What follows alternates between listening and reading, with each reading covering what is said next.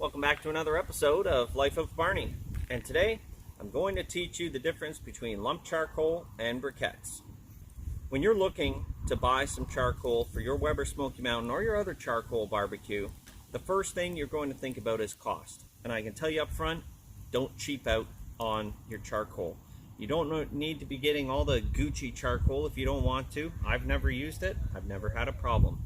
But I can definitely say if a regular bag of Kingsford, which is about $15 for the 16-pound bag, and there's a competitor who has it for half price regular, I might be staying away from that.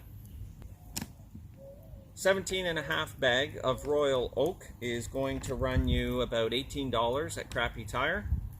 That's a pretty decent price, and that's a lot of charcoal. Next item to look at is consistency of the product. When you're using briquettes, one of the important things to know is that these are all preformed in a factory. They're all going to be that same size, and they should all be about the same density. But when we look at lump charcoal, just from this bag here, I've got a small piece, and I have an absolutely massive piece of lump charcoal. And everything in that bag of lump charcoal is going to be a mix of small and large and medium pieces. Some of the professionals, what they do is they'll buy several bags, they open them all up, they put the little pieces in a container, the medium pieces in a container, and the large pieces in a container. I don't have that kind of time, so I just leave them in the bag. That's totally up to you what you want to do. But keep in mind, when you get a bag of lump charcoal, no matter who's making it, it's a mixed bag when it comes to consistency and size. Next item you should think about is heat output. Do you need a bit higher temp? Or do you want a nicely controlled low and slow temp, like if you're doing a brisket or some kind of roast? When you're working with briquettes, one of the things to know is because they're packed more densely, it's harder for the oxygen to pass through the charcoal while it's burning. This means it's going to burn at a lower temperature. At the same time, it's going to burn for a much longer period of time. This is why you always see me using briquettes when I'm doing a low and slow cook.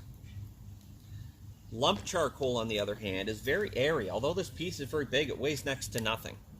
The reason is there's all kinds of little pockets of oxygen inside there from the process they use to dry it out, which means it will burn hotter. At the same time, it's not going to burn nearly as long as the lump charcoal. I prefer to use lump charcoal when I'm grilling instead of when I'm smoking for that exact reason. There's nothing worse than running out of charcoal in the middle of a smoke. Last but not least, the biggest thing you need to watch out for if you're going away from some of the main brands that you know of, added chemicals. Some briquettes, to get that form, some companies must be using some kind of binding chemical to hold it together. Keep an eye out, read the packaging, and definitely read the reviews. Last thing you want is using something that's putting some kind of chemical in your food and you don't even know about it.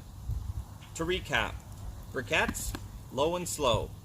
Lump, hot and fast, unless you start saving up all your big pieces, and you'd be able to do a low and slow. You just have to keep an eye on your temperature.